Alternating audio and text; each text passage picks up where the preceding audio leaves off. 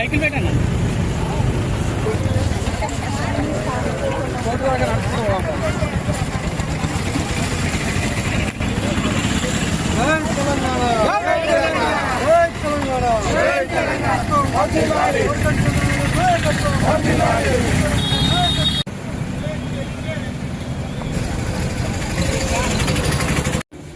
రామగుండంలో Hitler పాలనను తలపించేటువంటి విధంగా రామగుండం శాసనసభ్యులు రాజ్ ఠాకూర్ మక్కన్ సింగ్ గారు చేస్తా ఉన్నారు.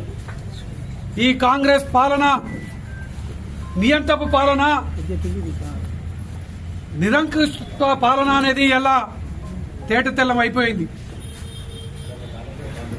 లక్ష్మీనగర్లో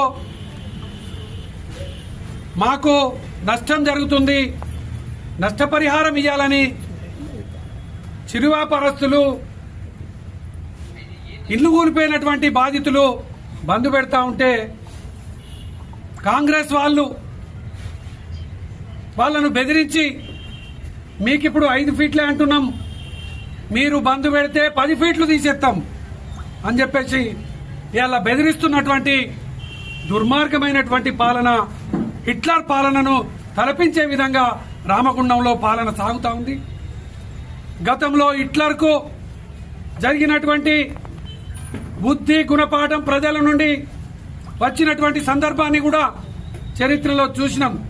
రేపు రాబోయే కాలంలో రామగుండంలో ఈ కాంగ్రెస్ పార్టీకి, ఈ కాంగ్రెస్ నాయకులకు తప్పకుండా ప్రజలు బుద్ధి గుణపాఠం చెప్పుతారు.